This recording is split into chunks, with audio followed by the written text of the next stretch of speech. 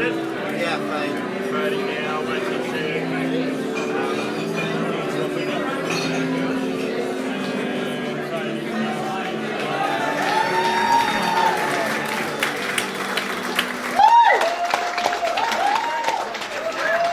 Hang on, you haven't heard anything yet. We don't need to.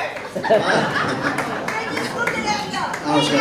I was going to say good evening or good day, and then I was going to say that I was thinking of having questions later in the performance, but we may not have time for that. So the lady in the front row, to answer your question, no, you don't get your money back if you don't like the show. Oh, we're happy just to see you, Rick. Oh, good on you. All right, now the church music, and there should be the church coming up on the screen. You've been having the organ music, because have you got that up there yet, Aaron? Yes, there it is. That's Saint Barnabas, or as we used to call his kids, Saint Bananabas. That's my dad's church, and I spent many hours in there. And my dad was the preacher, and my mum used to play the organ, and she also ran the choir. So my mum would do weddings. I reckon I used to sit on the organ seat next to her while she played Here Comes the Bride, Fair, Fat and Wide and all of that. So I would be sitting on the organ thing, and she'd say, pull that one out, as a 3-year-old. I reckon I probably went to 30 or 40 weddings before I was 5 years old. But anyway, Aaron, have you got... I've been talking to people a little bit about this and saying, onward Christian soldiers. Everybody seems to remember that. Onward Christian soldiers, marching, yes. You all know it? Well, I grew up with that. Well, there's a shot of, that's the vicarage. That was right across the road. Oh, you're jumping ahead of yourself now. So I grew up in that house, but that's my bedroom window right up the top there. But that belonged to the church, of course. The vicarage, and it's not as if we owned the house or anything, but I got to grow up in a beautiful house, in a big lounge room, and we used to entertain. My dad became an archdeacon. My dad was born in Japan. His parents were missionaries, and they went to Japan. He was born in 1907 in Kobe, in Japan. He was born in Japan, and he left there and came back, went to New Zealand. They decided, after their missionary, instead of going back to England, Cumbria, that they would go to New Zealand. They had 4 young children. So they went to New Zealand. And that's how come I was born in New Zealand. And my dad's name was Harold, so one of my early memories is, the Lord's Prayer. My brother and I saying, Our Father who art in heaven, Harold be thy name. I'm glad I got a laugh for that. Thank you very much. Yeah, so, the other song I used to love. I enjoyed singing. My father singing, my mother would sing with the choir. So music came into my life at a fairly early age, and to see them singing, that was good. And the other one I liked was All Things Bright and Beautiful. Remember that one, Mark? Later in the show I'll tell you about Mark and his... I'll tell you about our vision in the back of the car, in the back of the Valiant. So that was all good. So Sunday school, and I'd go to church on Saturdays with my mum. Like I say, she'd pay for the weddings. Sundays we all went to church. I don't remember doing it, but down the back of the church was the box that said for the sick. It had that sort of, and my mother used to sit on the back pew. Well, apparently one Sunday I emptied her contents of her handbag into the offering bowl. So then the clergyman, the guy that comes and collects the offerings, takes it. Mum's handbag or the contents, the lipstick, the whatever, everything else, went up, and there's my dad holding up saying, Lord, bless this offering. Yes, there's lots of stories like that at the church. And then my sister was 6 years older than me, and by the time she turned, I'm trying to work it out, but it was about 1956, I reckon, when Elvis came out with blue suede shoes. And, give us an E. Huh? I want for the money. Well, anyway, yeah, well, the story here is that my mother was, she always said to me, have a go, don't be the one who sits back there. If somebody asks you something, you know, have a go at it. So my sister came home with Blue Suede Shoes, you know, the Elvis record. She was going out with a young fella. She was 14, 15 by then. We only played it when my mother was out, because my mother, being an organ thing, she couldn't stand Elvis.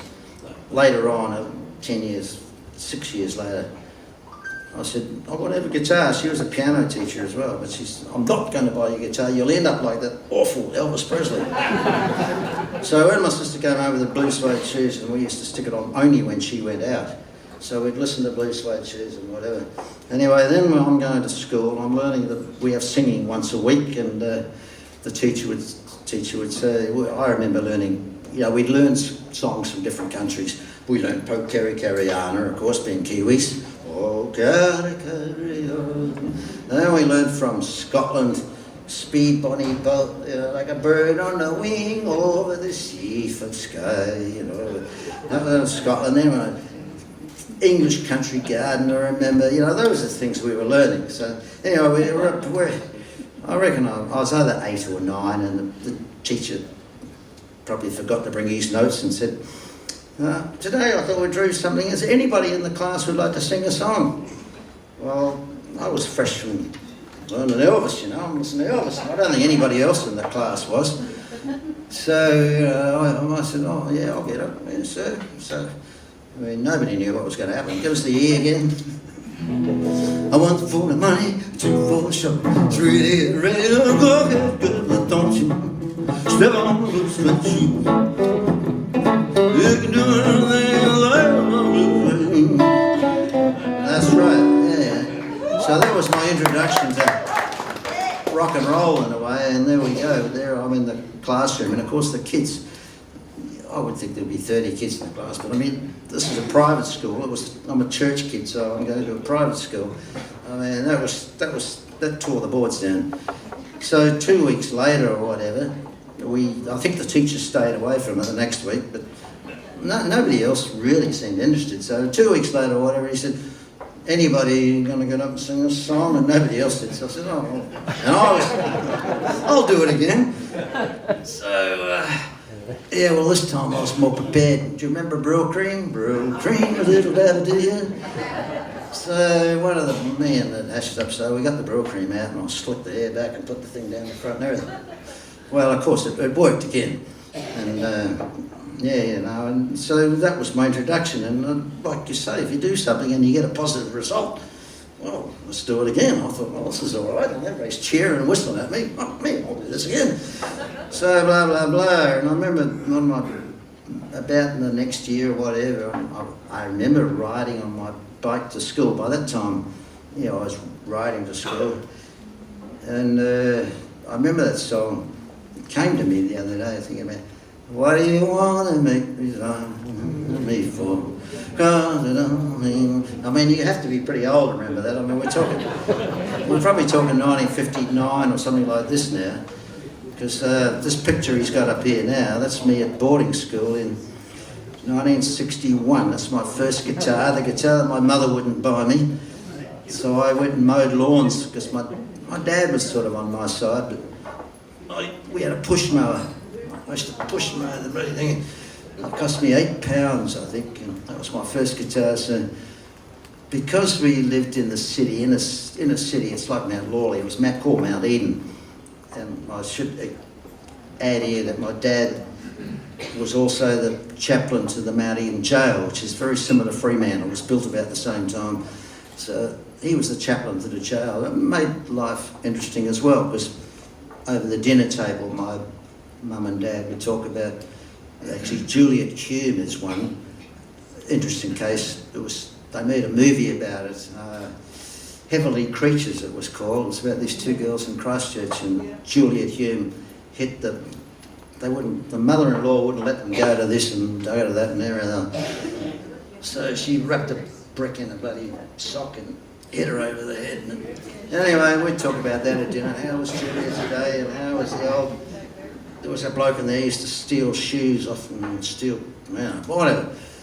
But anyway, life went on, and I went to boarding school, and it was about the time of Cliff Richard. I remember the first song, going that old guitar, going, oh, yeah, you know, that, I had a picture of Cliff Richard on my wall, because he had a cross around his neck, and my mother figured he must be all right if he had wore a cross. He must be one of the good rock and rollers.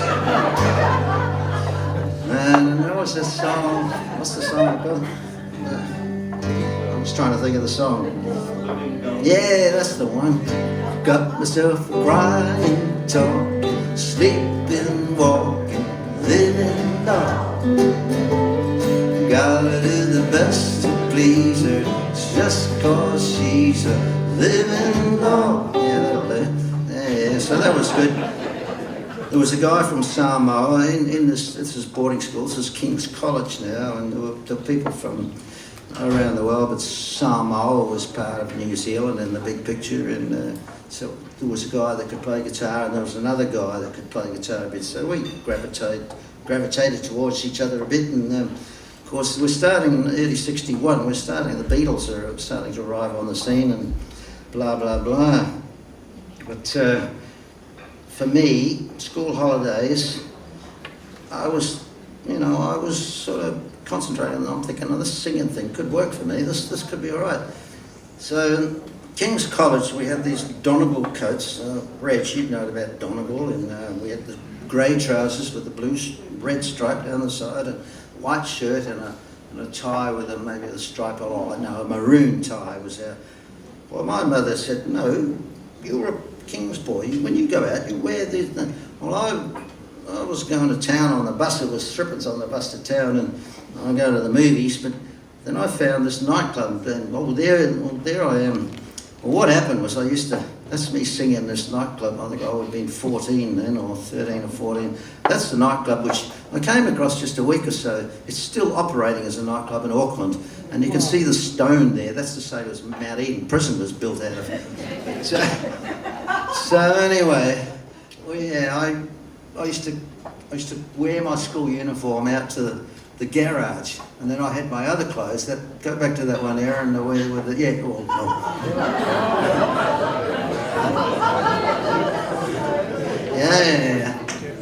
Well, that was a wig that someone brought back for me from America. But yeah, no, I'd have these clothes in the garage, so I'd say, bye mum, and I'd go out in my school uniform. I'd go out to the garage, and I'd have my clothes hidden in there, change with the other clothes, and get the bus into town and go. So I talked to these guys, and I said, can anybody ever get up and do a song? Oh, yeah, well, what? It was like the first bloody, what do you call those things? Open mic nights or something. But I can't remember how it happened, but I got a song, and I did a song, and this is the first song I learned. You right? Oh, yeah. See, the joint was rocking, going round and round. Yeah, reeling and rocking. What a crazy sound. And we never stopped rocking till the morning dawn. It sounds so sweet. I had to take a chance. Rose out of my seat. Just had to dance. Start to move my feet. I ain't a clap of my hands. But get done rocking. Going round and round. Yeah, reeling and rocking. What a crazy song. Ain't gonna stop rocking. Tell me what now, take it away.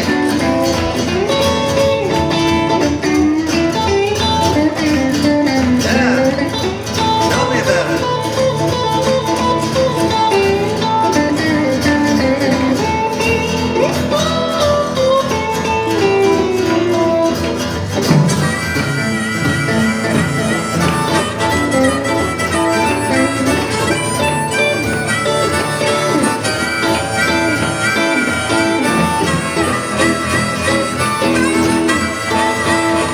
Yeah, 12 o'clock. Yeah, the place was packed. The front door was locked. Yeah, the place was packed. When the police knocked,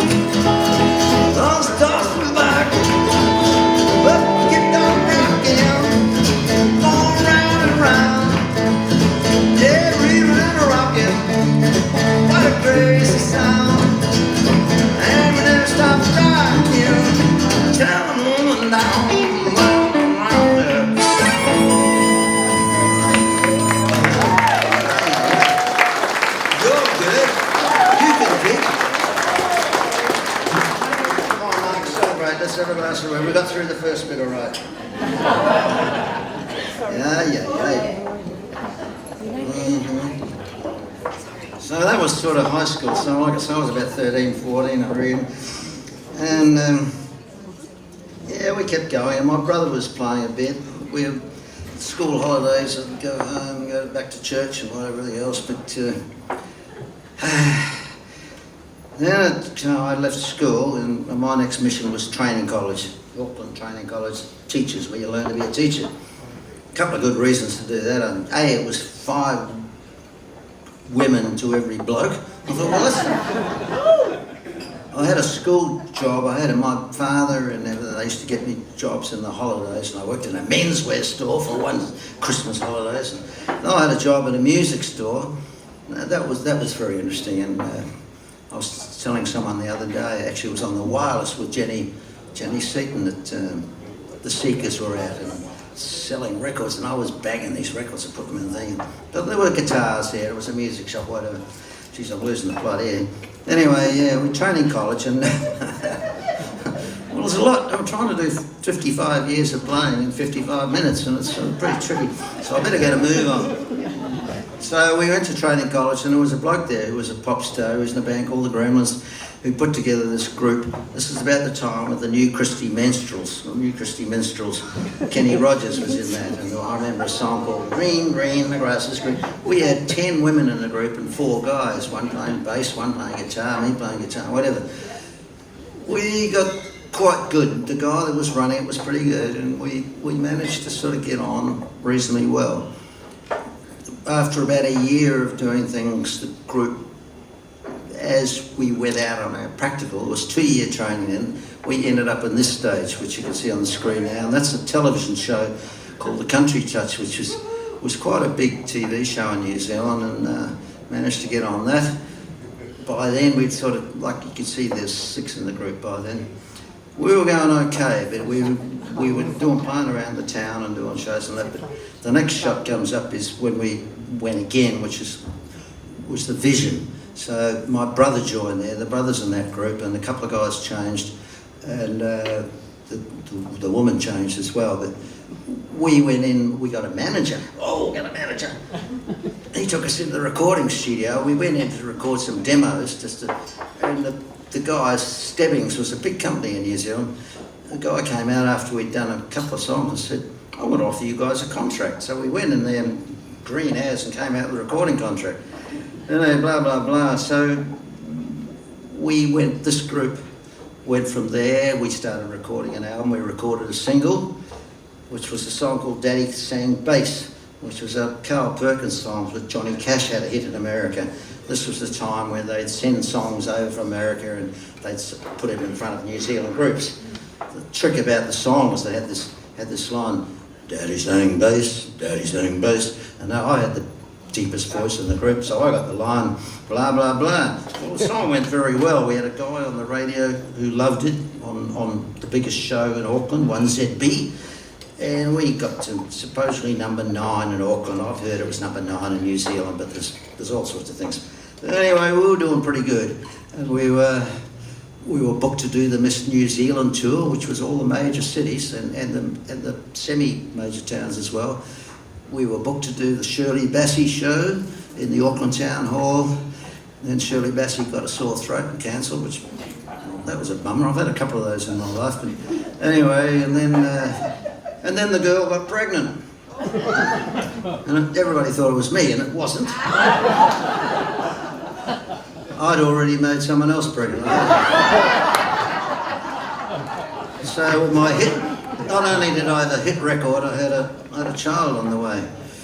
And blah, blah, blah. Well, once that happened, my brother was a university graduate, and he said, well, the group pretty much folded because the girl went off to have a baby and blah, blah, blah. I hung around for a while. My brother went to Sydney first. He was a journalist, worked for the Sydney Morning Herald, and he ended up on The Age in Melbourne. So it was a bit like I saw the show of the Seekers. And it all wound up in, as a band, well, the Seekers were going great. I mean, they had hits in America everywhere. And then Judith Durham decided she wanted to leave, and you're standing around holding a empty bottle of beer. What am I going to do now? So my brother went to Melbourne. I went over and I stayed with him for a little while. I got a job in a car wash, mate. Did you know that? And then I tossed a coin. I wasn't sure whether I was going to go to the Gold Coast or whatever. I secretly wanted to come to Perth, and I came down Perth. So those days, it was the beginning of the Indian Pacific. And the train was cheaper than the plane, so I thought, oh, bugger this, I'm going on the train. I like train travel anyway. So when you got to Kalgoorlie, and we're talking 1970, 71 now, because I arrived in Perth on April the 1st, 1971, but we got to Kalgoorlie and the message comes over now, ladies and gentlemen, we're about to close the bar. And I thought, holy crap, closing the bar, that's no good. I knew it was a long way from Kalgoorlie to Perth, so, and then the message says, if you'd like further refreshments on the trip, please feel free to go to the Rail Hotel and buy some takeaways. Well, I thought, you know, geez, I'm going to need a carton at least, so I went to the Railway Hotel, and of course on sale it had emu, and it had swan, and it had swan and emu and swan. And then over under the counter they had Hannons. So you had a choice of 3 beers. Well, this is where this song leads to. These days, of course, you can go to Port Hedland, they've got boutique bars, and they've got down, you can get dog bowlers and redbacks, and now you can get the Indian.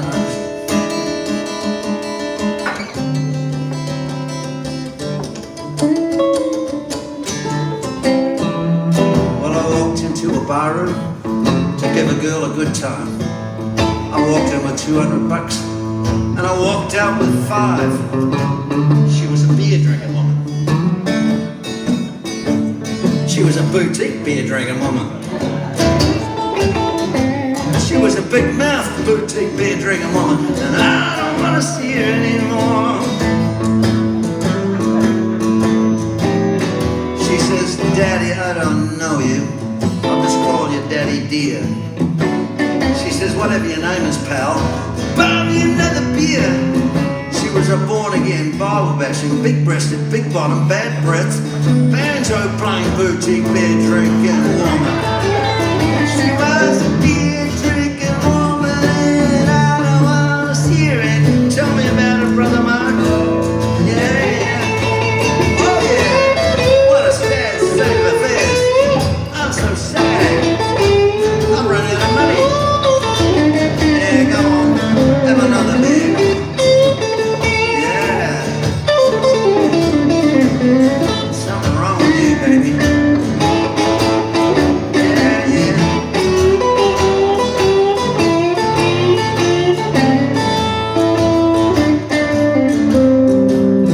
Well, she fights with the grocery man. She says her bills are too high. She don't want to pay her GST. She just wants to get high. Well, I said, now come on, baby. I reckon you should just go back wherever it is that you belong. Cause all this beer drinking woman, I know you're gonna end up just seeing me and doing me and getting it all wrong. Well, I walked into a barroom to give a girl a good time.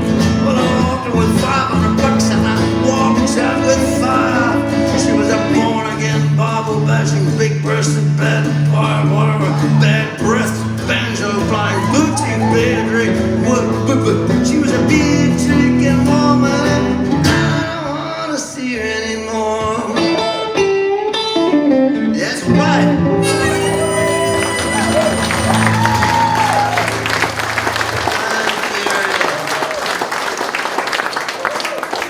Like that. Johnny Johnson wrote that. Johnny Johnson was a piano player that used to play with Chuck Berry. When I met him, we had him at the Perth Blues Club. 3 times he came there. I've got this wonderful photo of me and Johnny Johnson, a superstar, and we've got our arm around each other. I lost it, but I found it again. Well, I said to someone, well, it's not actually in my possession, but one day I'd love to show you this picture of me and Johnny Johnson. I mean, he wrote that song. Chuck Berry recorded it and blah, blah, blah, and now I got all of it and rearranged it. What are we up to now? Well, yeah, beer drinking. Well, this is me arriving in Perth now. So then you got that picture of Aaron and me in the check shirt. That's me sort of arriving in Perth at the age of 23, I am now. And I got that photo taken, I sent that to my mother, and I said, Mum, I've fallen in with a really good crowd over here. Well, what happened was got a flat in Beaufort Street, just up from the Astor. And there were 4 guys in there, and mate, we weren't going, having a time for that. The clock's running. Anyway, we walked down. We used to go to the Brisbane Hotel, and across the road from the Brisbane was a place called the Bush Ranger, a wine bar. So I went across there one day, and they had this cheap guitar on the wall, and I said to the guy, "Does that thing work?" I forget his name. Someone will know his name. Anyway, he said, "Oh, what can you play?" And I said, "Oh, well, I'd had a hit record. I'd been on TV. I thought I was a superstar." I said, "Well, I can play a little bit, you know." And he said, "Oh, well, you want to have a go?" I said, "Oh, yes." So I had a pick in my pocket. So we're talking 1971, going on 72. Neil Diamond was huge, so I pulled out a thing and did a Neil Diamond song. The crowd went wild. The guy gave me free drink, and he said, "Oh, do you want to do a few more?" And I said, "Oh, yeah." So I got free wine. So I lasted there about 3 weeks. My friends were coming down with me. They were all getting pissed as well. Then in walks a guy, and a lot of people in here will know Stuart Van Rolt. They used to call him Scruffy. So in walks Scruffy one night, and he comes up to me in the break and says, "What are you getting paid here?" I said, "Oh, free piss, you know." Now this shot here, that's taken to the Spanish Onion. He said, "I'll give you $50 in free piss." So I said, "Well, that sounds good to me. $50 is all right." I had a job teaching out at Eden Hill. So that's the Spanish Onion. I ended up at the Spanish Onion up the road. So that went well, and I stayed at the Spanish Onion for a couple of years. I was working with I used to go after Billy Clowes. Some of you will remember Billy Clowes, beautiful blind pianist, and a couple other guys. Anyway, from the Spanish Onion, then somebody came from the Norwood, and I ended up getting a job in the Norwood Hotel. And somebody gave me that top hat. That looks pretty. I've still got the top hat. But some guy said to me, his wife was chasing him, and he said, "I've got to go back to Melbourne in a hurry. Here, this looks good on you. You got the long hair. You wear it." That was when Leon Russell was around, and he had the long hair. So anyway, that's how I ended up the top hat. It was given to me. So then I went to the Norwood, and then I'm playing down the Norwood. I'm going all right. I'm doing a bit of Trailers for Sale with Roger Miller. We're doing a bit of that, and I was going okay. Then this guy walks in in a bloody suit. He's got the shiny shoes. He's got the bow tie. His name was Martin Petering, and he'd come from the Rex Hotel in Sydney, which was the gay pub in Sydney, and he was looking after the Concert Hall Tavern. So from the Norwood, this guy walks in, and everybody's in shorts and thongs and everything else. This guy's walking in, and anyway, he says, "Look, I've heard about you," and he listened to a few songs. He said, "Come down and see me at the Concert Hall." So I went from the Norwood to the Grosvenor to the Concert Hall Tavern, and there I got a little trio. That's the first time I had a trio. I got a bass player and a drummer, and I met Kevin Parry. Somebody came from Parry's, used to be open in West Perth. The whole staff came down. There were about 36 of them, and that became a regular thing. Every Wednesday, staff from Parry's, boom, boom, boom. Neil Diamond, oh, God. Sweet Caroline. And also, I mentioned before that Petering was from the Rex Hotel. Oh, there's the concert hall, yeah. That had only just opened, really. In 1972, I think it opened. So I'm playing in the tavern there. The bar at the back was the gay bar, because Martin Petering from Sydney with the gay bar there. So they mixed in really well. They used to come in halfway through the night, because it was midnight. It was midnight drinking in those days, only in certain hotels, 1972. Anyway, so that's what happened there, and blah, blah, blah. Anyway, the usherette from upstairs, all the concerts were going on, and the usherette came up. Did I already do this? I don't know what I've done. I don't know what I'm doing here. I need another glass of red. Yes, I've already done it. The usherette comes up, and I'm wearing platform shoes and flares. And my mother used to make these shirts from an early age. I used to design my own shirts from my age, because I'd met the Russian wife by then, from Belarus, I should say, the white Russian. She's here somewhere. So I told my mother, I met this Russian Shella, she's a right burger. So I go upstairs, the usherette says, "You got to go see some real music, So it was Sonny Terry and Brownie McGee. Sonny Terry and Brownie, and it was the first time I'd ever really seen blues and the real sort of deal. Sonny Terry, of course, was blind and Brownie was lame, you know, they helped each other on stage. And anyway, so I went out that weekend, I went out and bought a harmonica. That's the first time I've sort of been introduced to blues on a regular thing. And of course, it wasn't a long weekend, and I forgot to buy a holder. So I got a harmonica and I got a guitar. So I made a holder out of a coat hanger and stuck it around my neck with a piece of gaffer. And I had a weekend. Anyway, here's a Sonny Terry Brownie McGee song. Yeah.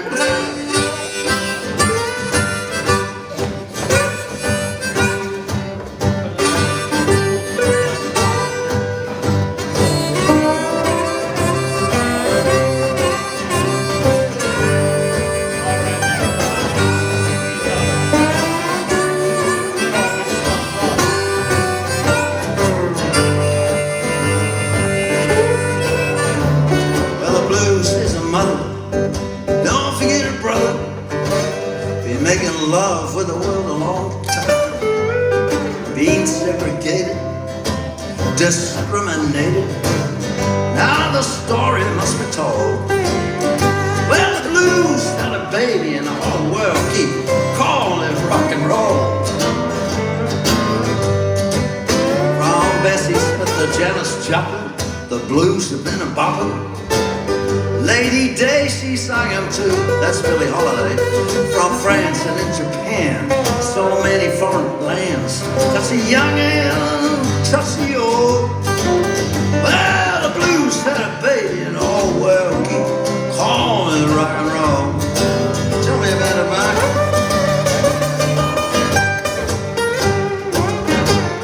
Yeah, that's right.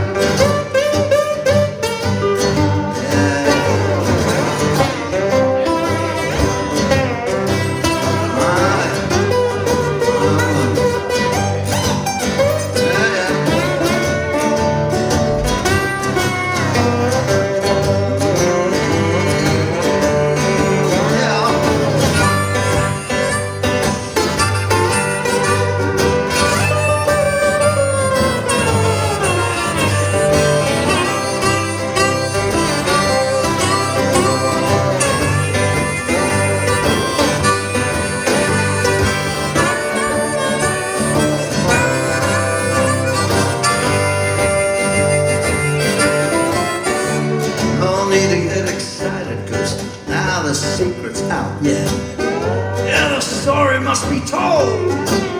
You can ride the same train, there's no need to explain. You know it touched the young and it touched the old. Well, the blues had a baby and the whole world keep calling it rock and roll. Tell me about it. Well, the blues is a mother, don't forget it, brother.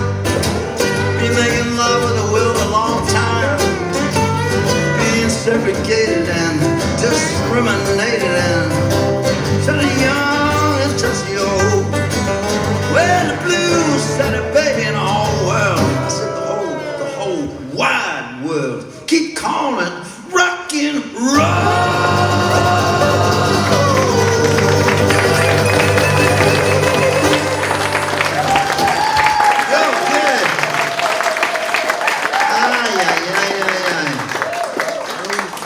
Yeah, good. That's very kind of you. And so here we are at the concert hall. I've got a trio, and some guy from the ABC came in one night and said, "Mate, you're not bad. You should maybe do a recording or something. Have a go and do it." So I said, "Oh, I'm in favour of that." Blah blah blah. And then I did a recording with the ABC, and then some guy another guy came and talked to me and said, "Well, I did a Neil Diamond song. You sound like Neil Diamond." He said, "Do you write any of your own songs?" And I said, "Well, no, actually, I don't." And he said, "Well, maybe you should think about it." And I went, "Yeah." Ding ding, a little bell went off, and I thought, "Oh, yeah, okay." So by then, I think I got married, bought a house anyway in Yokine. And I remember going in, I'd stick Dylan on, and I'd start trying to write songs. And I'm thinking about American songs, and I'm thinking, what is it about those place names? You know, Tallahassee and Mississippi and all these words.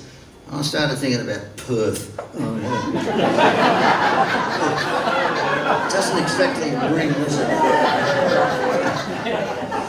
So anyway, then I started thinking, well, Kalgoorlie's got a bit of a thing about it. And Coolgardie, yeah. So I wrote a song about a girl from Coolgardie, and Yeah, well, then I started writing songs, and I sent them to New Zealand, which is the next part of the story. But anyway, here's one of the first songs I wrote in Yokine.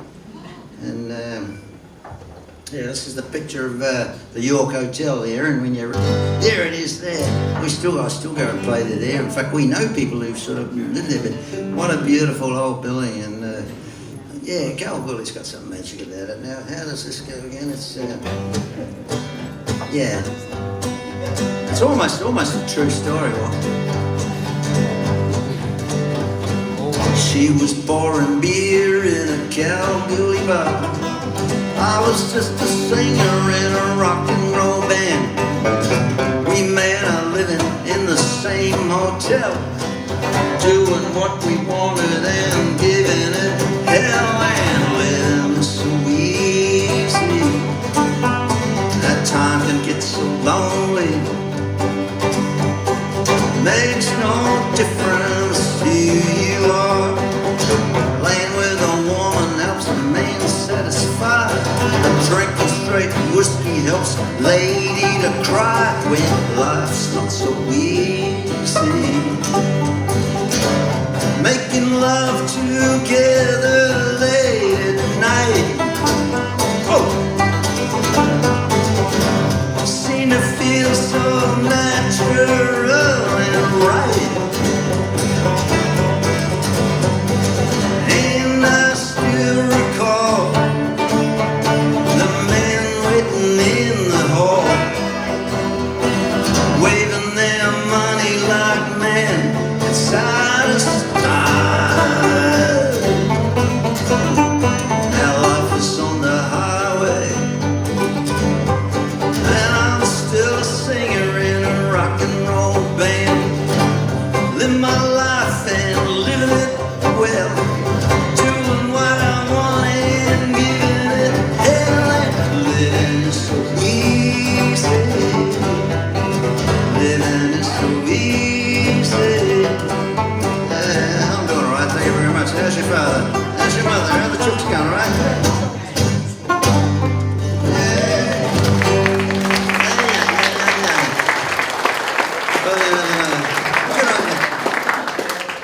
So I started sending these songs over to my mates in New Zealand, and at first I didn't get much of a response, and then the guy that owned the studio, I got a reply from him, and he said, "Mate, I like your style." And the thing was, by then I'll get this up now anyway. But this was a record, we had no recordings, but I had the top hat, and I developed this sort of image of. I called it back porch music. And I said, look, I sent him an image of what I said, look, I've got these sort of talking blues, and it's sort of laid back sort of stuff, and blah blah. So we had a sort of a plan. Anyway, so I got over to New Zealand, and the idea was that I had to cover my own ass, but I had my brother and sister there, so it took me a little while to get established, but I had a backup plan. And then the shot, then we started recording.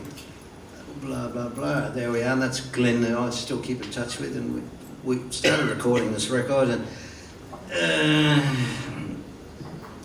yeah, well, then the Kenny Rogers songs comes up. So I'm in New Zealand, we're recording in the studio, they're trying to, I'd already been on TV in New Zealand, so I already had a bit of a foot in the door.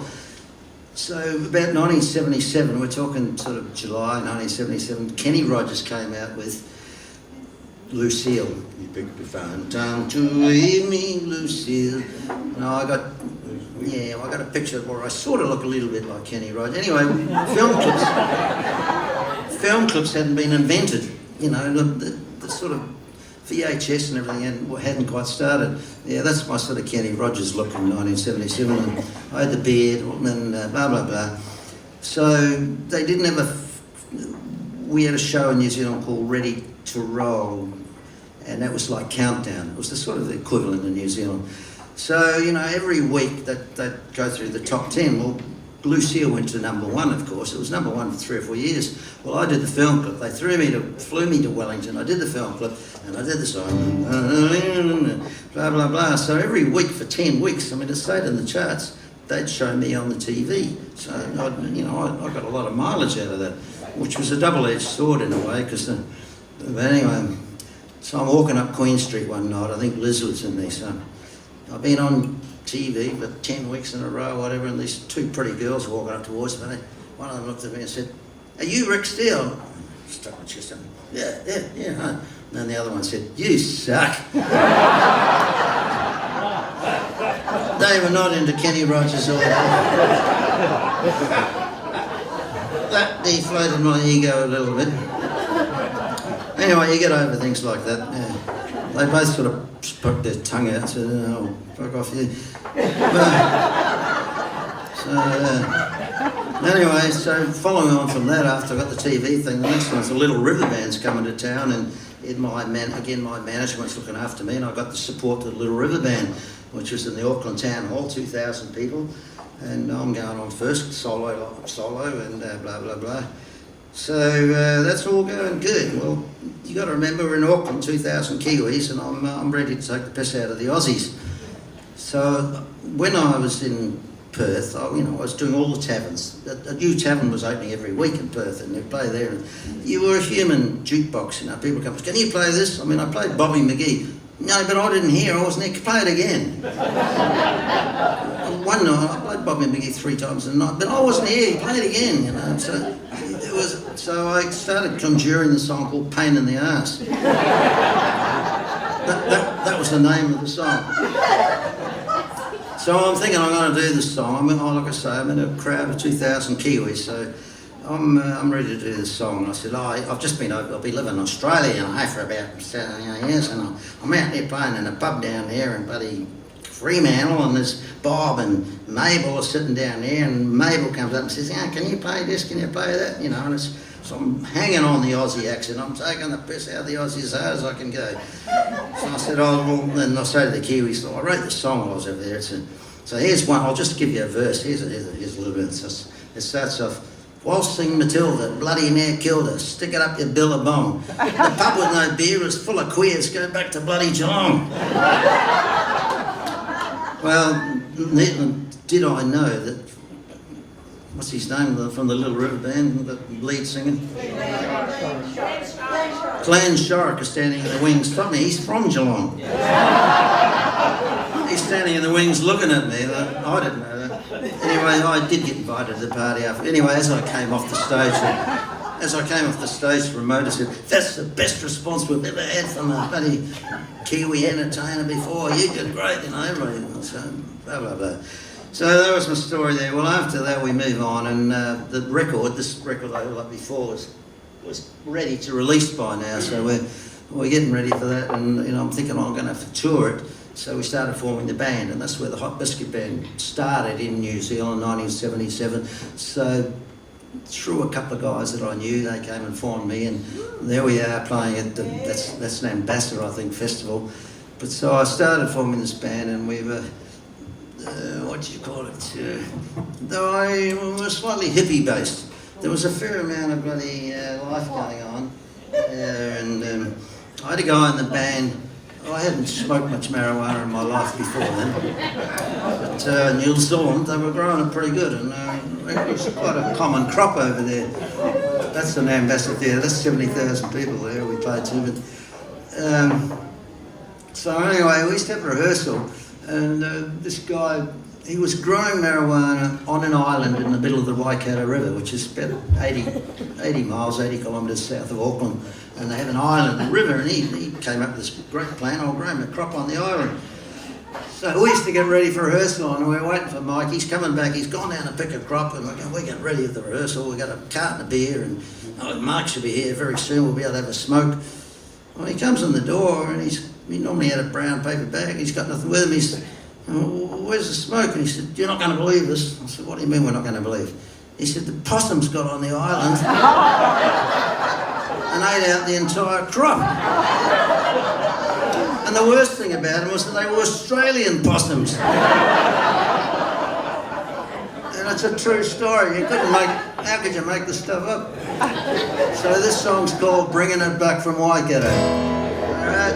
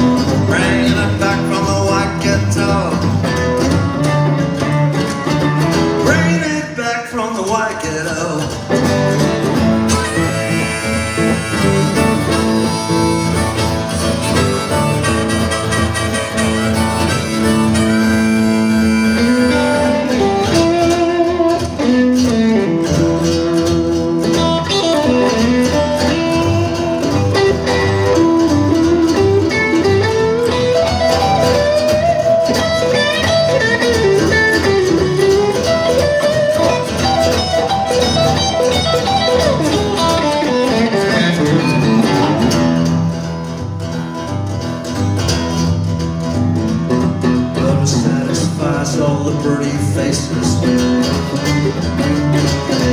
tip you off to where the place is. Load you up and you're ready to go, bringing it back from the white control, bringing it back from the white control.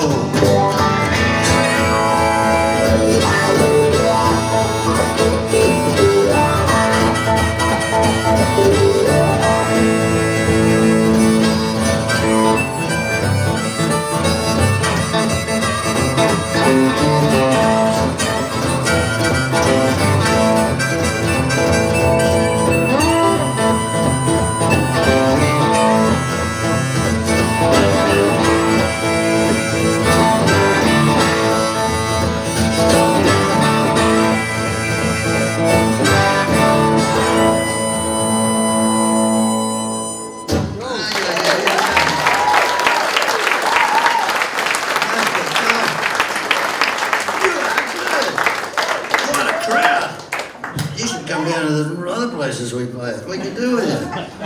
Yeah, well, so that was going on. So the band's on the road. We're starting to tour. We're getting some big shows. I'm doing shows with Split Ends and Dragon. That show that was shot at was before Ambassador. Split Ends with the headline there, but then we did one somewhere else. Dragon. The other bands, My Sex came on. They were all Kiwi bands that were touring at that time. And even Richard Wilkins on Channel 9 was on the same circuit as me. He was crap.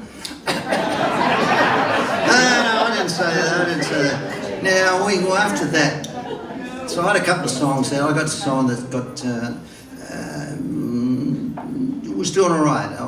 It was written on the train. Anyway, we get on to the next song. While I was there, I started reading the papers about Arthur Allen Thomas. Arthur Allen Thomas was accused and got convicted of doing a double murder. He served 9 years. But there were stories coming and circulating. They were in the paper, and I started reading them. Now, I did my Bob Dylan thing, and I wrote the song. I believed he was innocent. And of course, the song was about to come out, and there was talk. We were doing the Sweetwaters concert, which is going to come up in a minute. Anyway, the song, I said in the song, the man was framed. Arthur Allen's not the name. The man was framed. And I mentioned the cop's name who arrested him. There was talk of a false evidence, that they planted evidence. There's all sorts of stuff going on. There's the record of. So not only was the song banned, it was in the government thing that it had to be destroyed. So I'd already given a copy to my mum, and that's my mum's copy. When she died, I went and got it back. So I've still got a copy, but I mean, I don't know how many they destroyed, but that is one of the original, well, copy, that is a picture of the original one.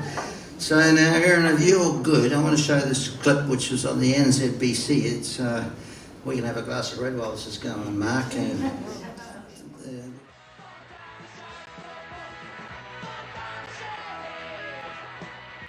Sweetwaters, 1980. Indisputable evidence that a new decade of rock is well underway. It was a mixture of something old, but mainly of something new. And quite apart from the high quality of the weekend's music, the true value of Sweetwaters was to illustrate how vast the gulf now is between the new bands of the late 70s and 80s and everybody who came before. For instance, Rick Steele plainly evoked the mood of the 60s. And he also gave the only public airing of his self-penned Stairway to Controversy, the ballad of Arthur Allen Thomas. When you're born to the land, born in man, you've got to take the good times with the band. Arthur knew Jeanette before she went. They say passion for her had messed his head, but all that talk against just a dirty lie. Incidentally, when Hologram found they could be sued for some of the names mentioned in the song, they destroyed all copies of the record. No, Arthur wasn't at Sweetwater's, but apparently he likes the song. As today's music scene changes, so does the audience, except for the old wave bands. They still seem to attract a strong following of hippies. Remember them? In fact, there was quite a turnout of long hair, beads, sackcloth and ashes, all looking like extras from Woodstock. Look out, 'cause here we come. We're gonna get you up. Yeah, good. I'm glad you left that bit in, mate. Well, that was kind of like, yeah, there were 45,000 people. Elvis Costello was the headline and blah, blah, blah. The record got banned. That's what I was going for. Oh, yeah, this one.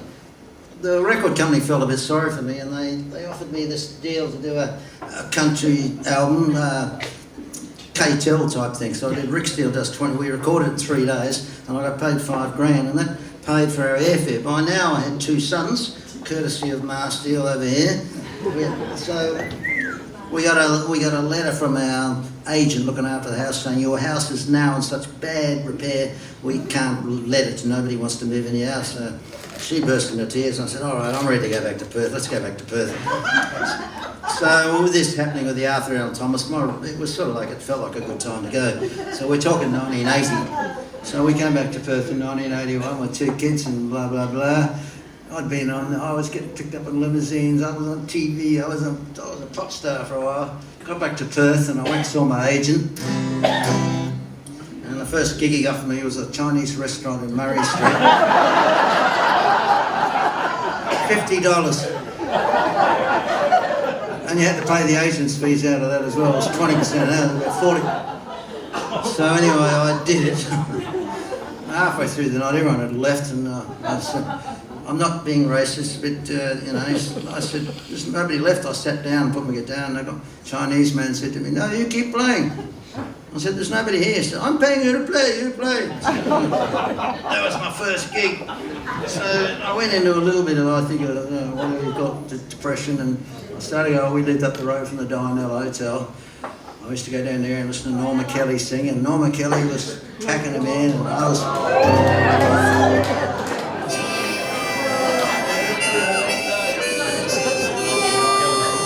I wrote this song, this went on my last album, and I wrote this song, and this is more about depression.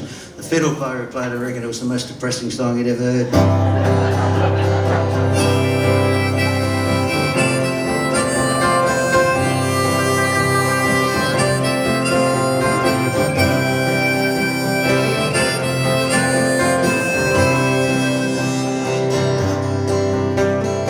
Thursday night in the Darnell, public barges, buy one, get one, Jim being free. Everybody's hanging out, waiting for the cheap thrills. Tonight we've got the raunchy. Bonzi's on the jukebox, blasting out about a working class man. And me, I'm in the corner, getting drunk and getting stoned.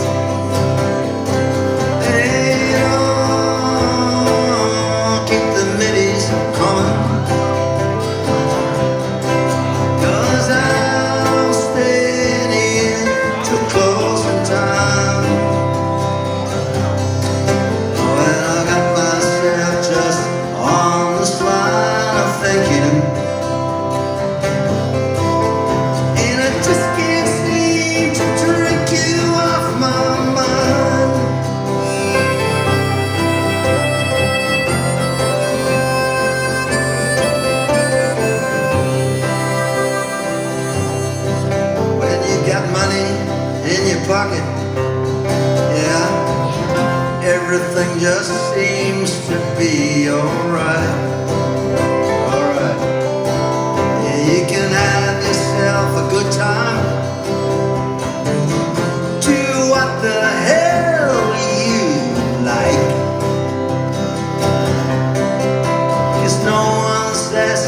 questions about the problems that they just don't understand. And me, I'm in the corner, getting drunk and getting stoned. And keep the whiskey coming, 'cause I'll stay in here till closing time. Well, I got myself just on this line of thinking, and I just can't seem to drink you off my mind.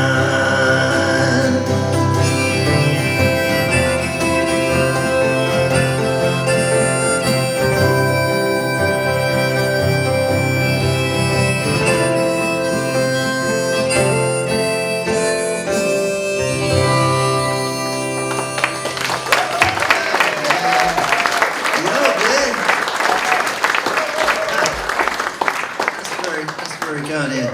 So Dianella, and after a very quick time, I progressed up the road to the Civic. I couldn't get a job in the Dianella because Norman Kelly had it set up. So I got to the Civic.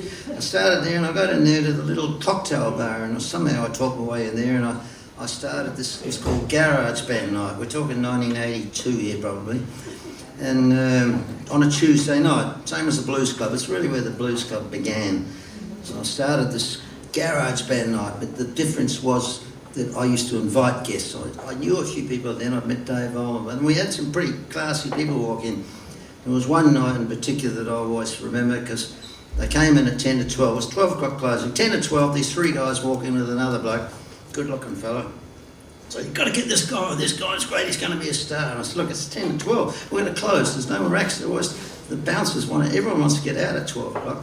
And so they said, oh, you know what you're talking about. You're going to take this guy. And I said, look, I'm very sorry, but this guy's not going on tonight. Well, his name was Mark Lazotte. Came on to be Johnny Diesel. You know, there was nothing I could do about it. He couldn't get him on. But anyway, I turned him away. So that's one to remember. We did meet up with him. Mark was playing in another band with him on stage, and we got to meet him, and I got to talk to him about it. I worked out at that stage I had to become some kind of entrepreneur because working for wages in a band, you could work 7 nights a week, you'd still be broke. So I started doing a few entrepreneurial things. I rang up, can you believe it, I rang up all the rugby clubs, I think there were about 8 or 10, there it is there, and I said, why don't we have an inter-club tug of war? So I started doing the things like this, lost money on all of them.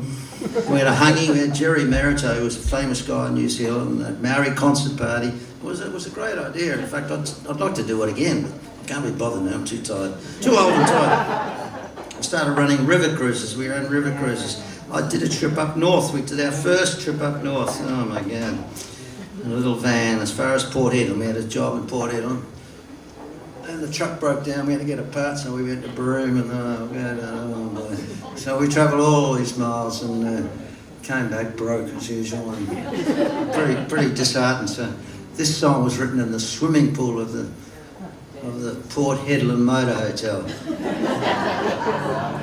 There's a picture of Port Hedland there, I'll tell you about that later, but anyway. But the song is geographically incorrect. Totally geographically, it's called the Nullarbor Dust, and of course the Nullarbor is nowhere near Port Hedland.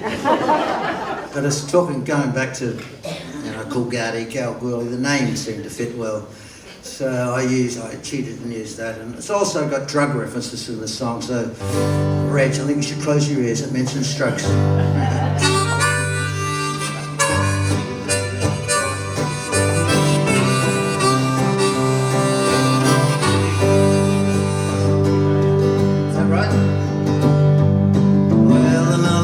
Dust is dirty, like some people in rock and roll. We were making our way to Port Hedland, find ourselves some rock and roll, another joint. Keep the rock and roll show on the road. I don't come home with some money, you know I'm a woman, she's gonna see it all wrong.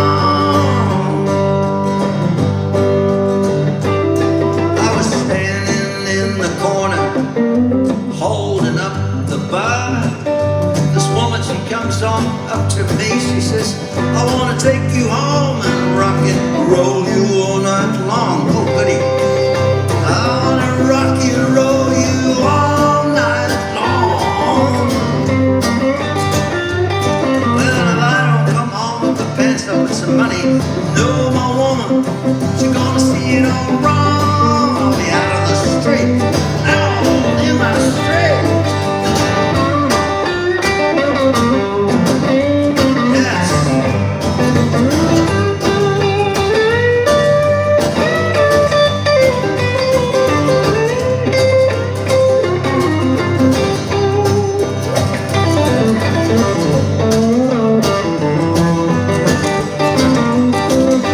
Yes, sir. Ma, tell me about it.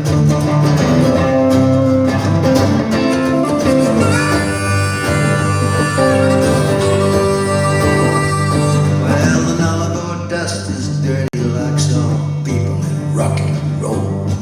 We were making our way to Kalgoorlie just to find ourselves some rock. Roll another truck,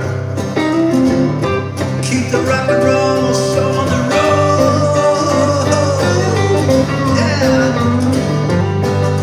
I don't come home with a future and some money in my pants up. You know my woman, she gonna see it all wrong. Yes, sir. I'll be all over Jack Roller. The Navajo dust is dirty. It's Diiittey spells dirty. Yeah.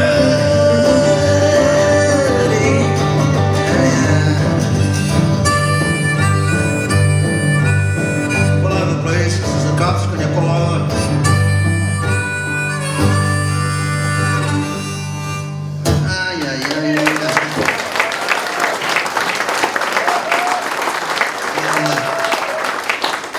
You can see it's geographically incorrect.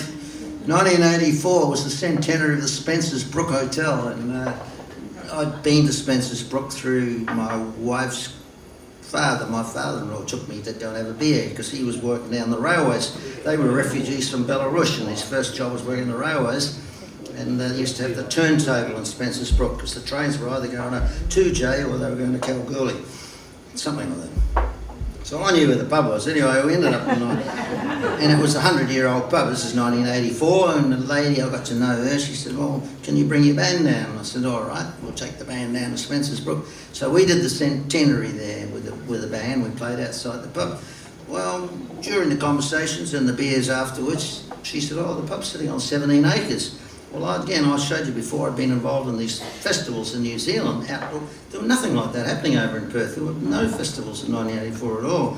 So I spoke to her and I said, "Well, if I brought a whole bunch of people down here and we ran a bit of a show, could we stay the night, put up our tents? There's 17 acres there." She said, "Why not? Let's give it a go." So in 1985, I ran the first Spencer's Brook Festival. It was billed as a sort of a country rock sort of thing.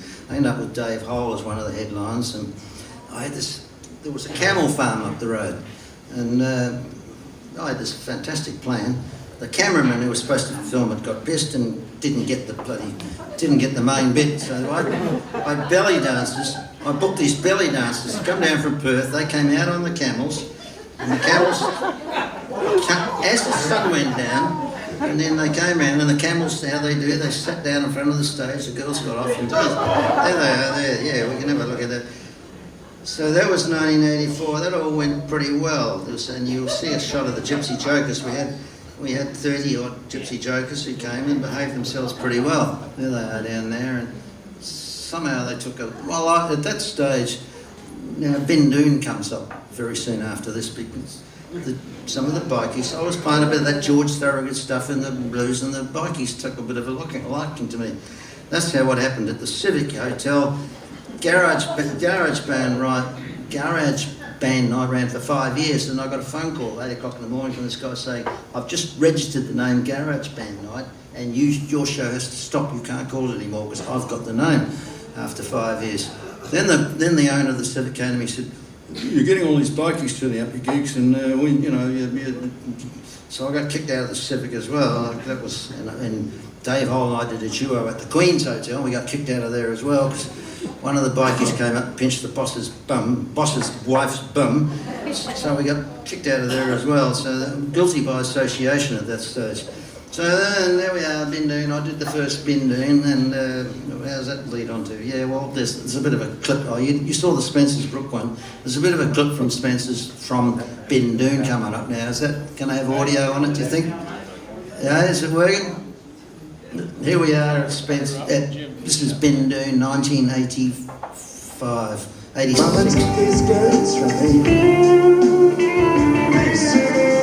What are we up to? I can't sit there anymore. It's getting too dark to say. I feel I'm knocking on heaven's door. I'm knocking on heaven's door. I feel I'm knocking on heaven's door.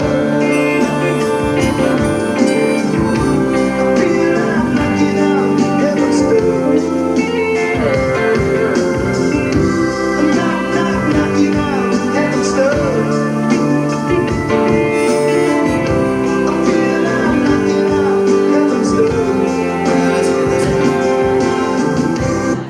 Yeah, so that was I only played the first one then. Yeah, well, I fell out with the coffin cheaters after that off the next Spencer's Brook. We won't go, we haven't got time for that, we're about half an hour running late already. Anyway, so after that I got kicked out of the Civic and all that sort of thing, and the band sort of folded a bit after that. So then I got a bloke rang me and said, have you heard of the Indie Bar? It wasn't called that then, it was called the Hastings Bar, that's right. And I joined the Hastings Bar and I joined the golf club down there, and all of a sudden the Hastings Bar started, and Mark, I said to Mark, why don't we start putting a band together? And he sort of agreed. There it is, the Indie Bar later on. So I started solo, then Mark came as a duo, and then we reformed the Hot Biscuit Band on a Sunday session. So the Indie Bar sort of took over, and then we used to do Wednesdays as well, and that's really when the start of the blues club started coming. So we're talking 87 through to about early 90s. So the early 90s we started travelling again and doing a record. The Hot Biscuit Band did a recording. But there was one particular trip we were at Bustleton doing the Beach Festival, and there were, I reckon, a couple of thousand people there, and I something came over me. I was going to do this song, and it might have been something in the news about the Vietnam veterans, and I said, look, I want to do this next song, the Vietnam veterans. I don't suppose any here, are there any veterans here today? Yes, I know there's a couple here today, but a couple put their hands up down the back, and I said, I want to do this song especially for our boys. Now, ladies and gentlemen, put your hands together, these boys. They went over there and fought the thing yesterday. So after the show, these guys came up and I met them, and they invited us to the club, which was then in East Perth down on Lord Street somewhere, and then from there it led on to another thing, and the Nollamara, and I met the guys, and I mean, I was always sympathetic, but then we became part of the local Vietnam Veterans Club, and I got to know a lot of them and had fun with them. So then that in turn led to me up in Kings Park one day with an American guy, and I wrote this song for.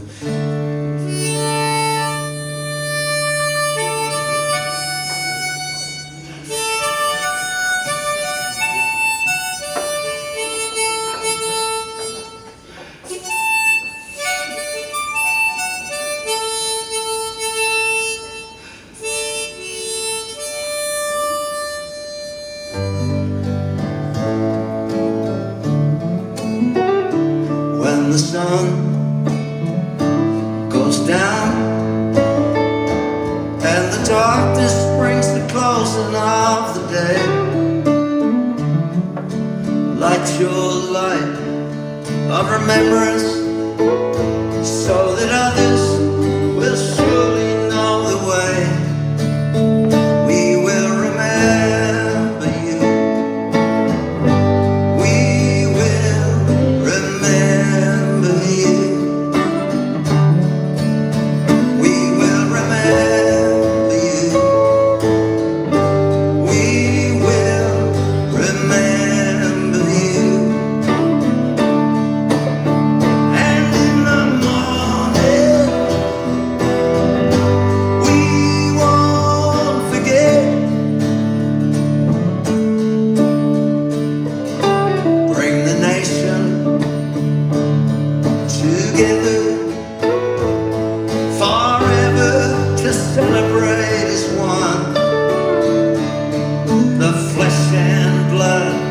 of Australia. Your heroes, your daughters and your sons, we will remember you. We will remember you. We will remember you. We will remember you. And in the morning, we won't forget.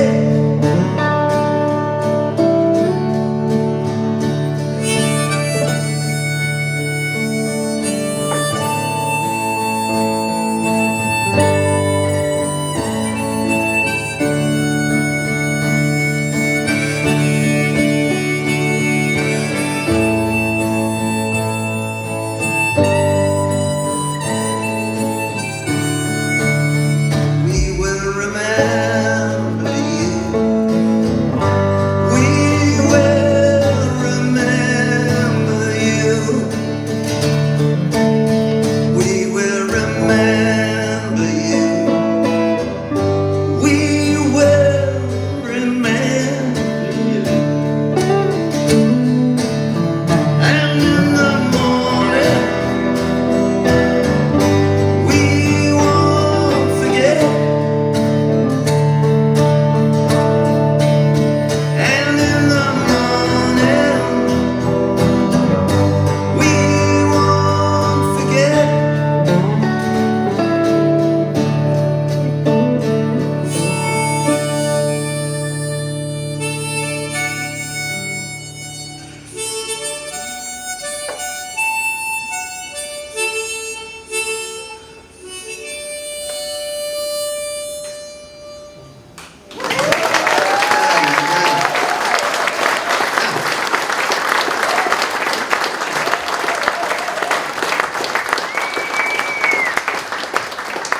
I get a bit emotional sometimes in that song. There was a guy on the TV the other night.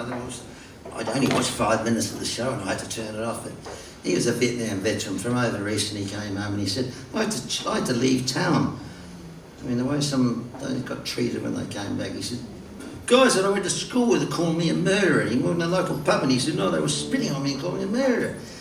And he was conscripted. I mean, those boys, they went through some stuff. Anyway, I want to change the mood, because what I'm saying is after that, and we was on the road again. Mark, this is your favourite bit, I think. I decided, we're in the back. We're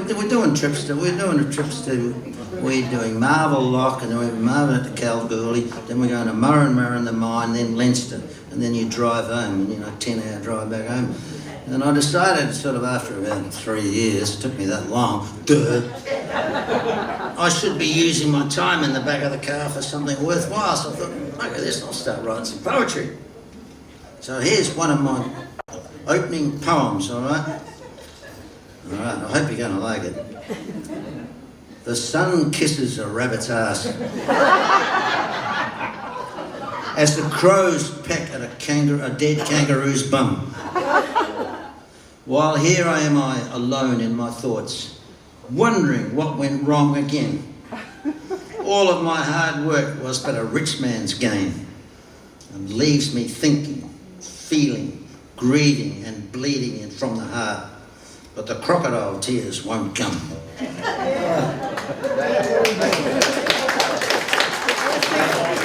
I think the opening stanza is the best bit. The sun kisses the rabbit's ass. Yeah. Oh, and I started writing a few songs in the back of the car as well. We all sort of started doing things and whatever. And we up to that, well, there's another song coming up. Oh, touring, I've just got written down here, bloody poem. And then I've got, what's that say? Bridgetown. We did Bridgetown every year. Norseman. I've got Norseman at Derby. We went everywhere. We went every wheat belt town. Oh my God. Norseman, I remember as being particularly bad, but I mean, sorry, anyone from Norseman here? Well, it's just that we had a bad night. I mean, we played in the working men's club, but some of those towns, and Muckenbudden was good. That was, my oh my. But anyway, this is another song that I wrote in the back of the Valiant after the poetry. I shouldn't have given up on my poetry, but I should have.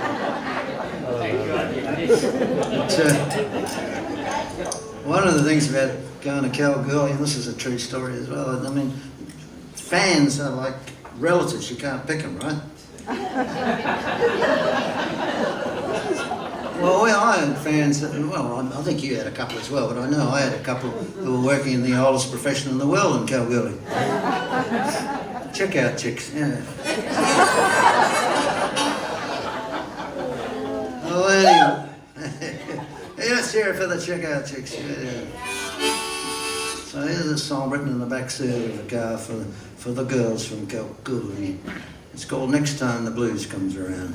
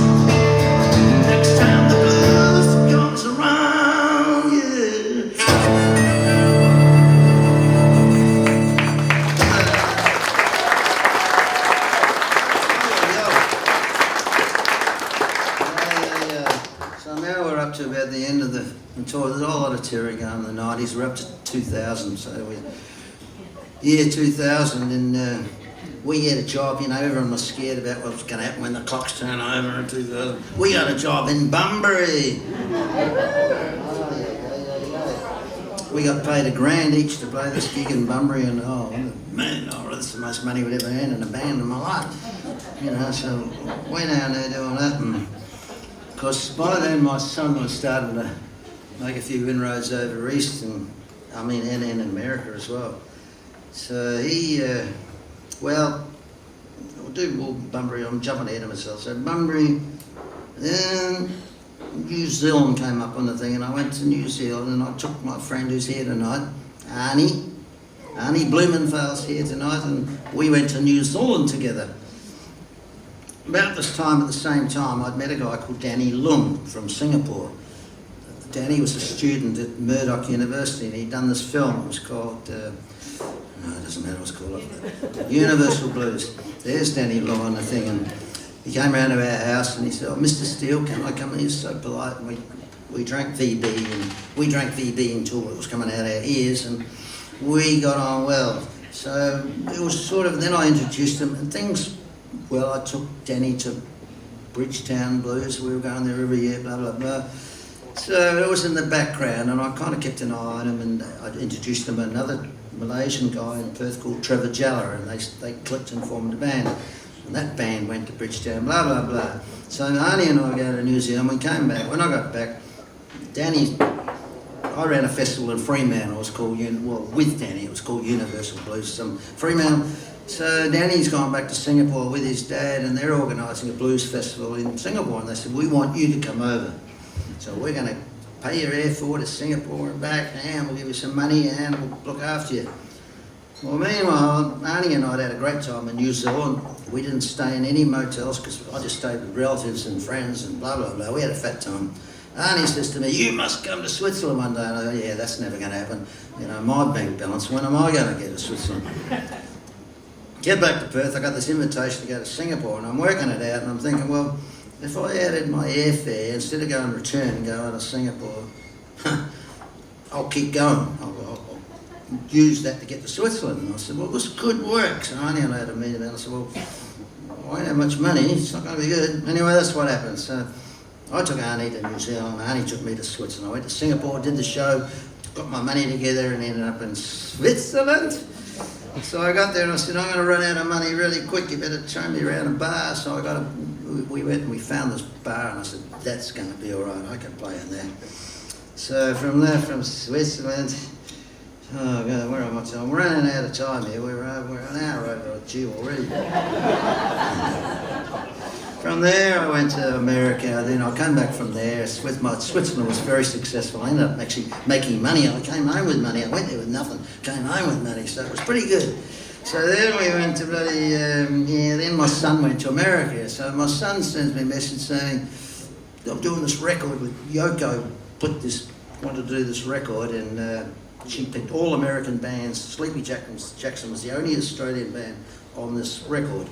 They were redoing some of John's songs, and he said, "Look, there's a chance you're going to be at Yoko, you better come over to New York." So I went, "Oh, well, bugger me, bank on the credit card, let's go to New York."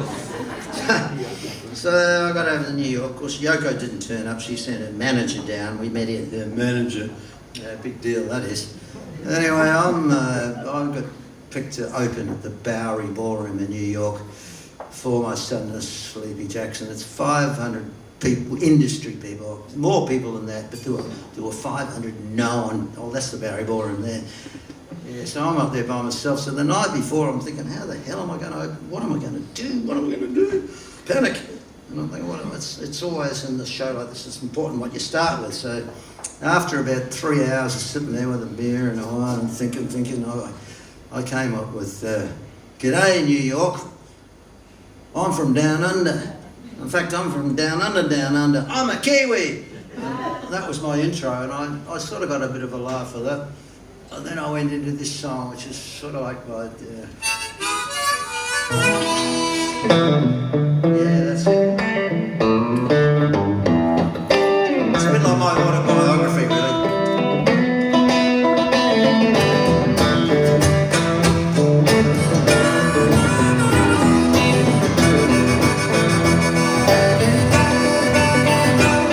I was born in New Zealand 70 years ago, under the sign of the fish. I don't waste my time on foolish chatter. All I wanna do yours is try and matter. Well, you may not like my looks, and you may not like my style. There ain't a thing I can do about it. Find me a wireless and funky going on. Something funky going on. Yeah.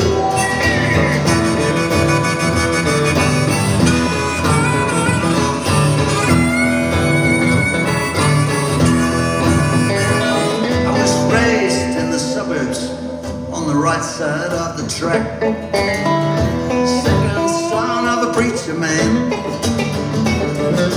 All them people youngsters shake their heads when they look at me, say, how'd you get like that? Well, I don't know myself, I ain't gonna worry about it.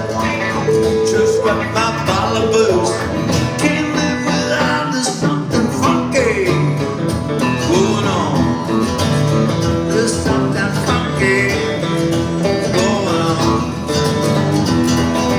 Play that funky music, white boy.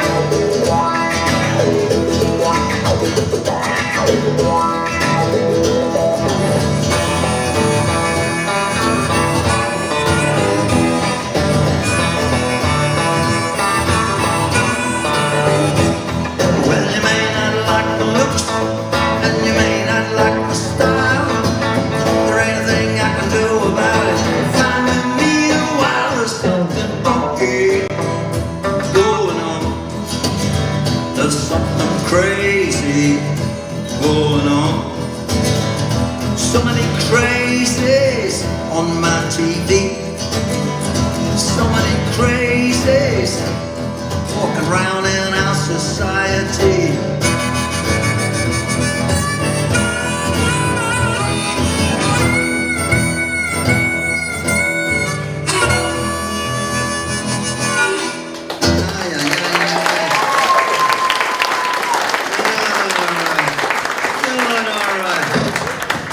I reckon that was about 2004, 5, something like that. I didn't go through my diaries and check it out. And things kept moving on. And 2008, I did an album with my son. He came back and was living in Perth for a while. So he said, drag out a few songs, and so we recorded something. That was called Through My Eyes, which I heard a bit playing before. That song was about looking at things from a different point of view. You should try and see it through someone else's eyes, it goes on. Anyway, we did a few songs on that, and then that was the year that retired Major Peter Heaney. Where are you, Heaney? Is he here? Here. Can't see him. He organised through. Oh, I can see a little bit more now. There he is there. Good on you, buddy. Through his bloody things and that, he organised a trip to East Timor. So Kevin Bloody Wilson, can you believe it, and his daughter, Heaney and me were the West Australia contingent. We went over to Sydney and then we had a thing there, and then we all ended up going to bloody Timor, which was an experience and a half. And indeed, I would have gone further. I got knocked off the bloody. We were going to Solomon Islands, and if that had gone well, I would have gone to Afghanistan. But my health problems started about then, and they wouldn't let me go. Oh, there's a picture. There we all are. That's just. There were 1,000 troops there by then. There were Kiwis and Aussies over there. But that was a great trip, and something I'm always grateful for, Peter. Thank you, Major Heaney. Retired Major Heaney, sorry. Thank you for that trip. And,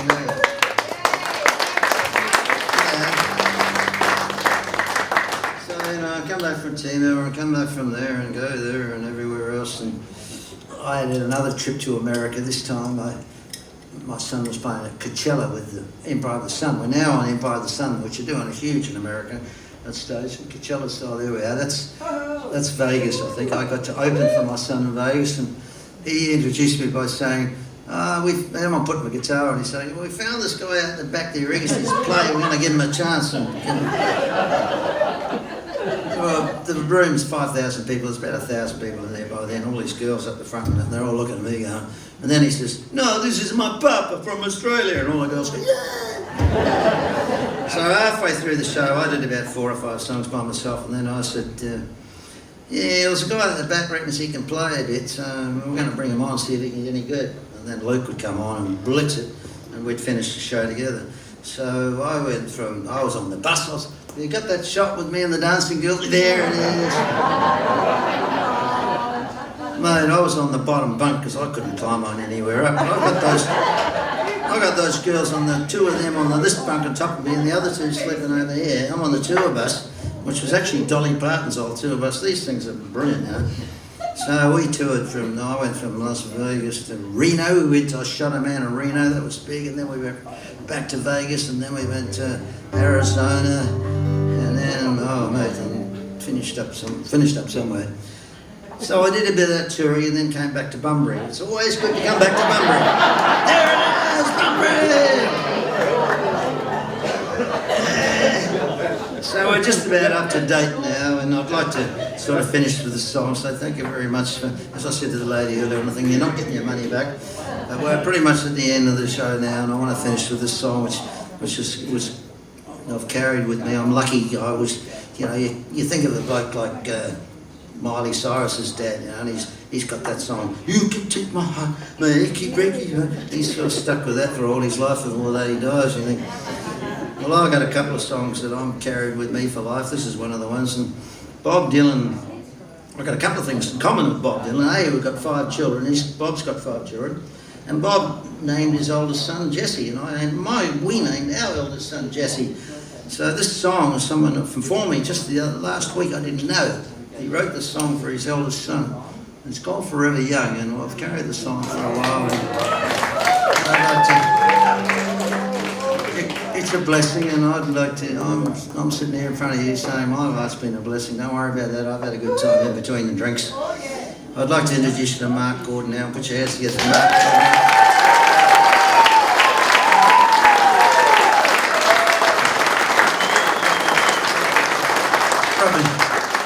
We've been together 30 years now, I think it is. Sort of, not always together. I mean, we don't live together or anything like that.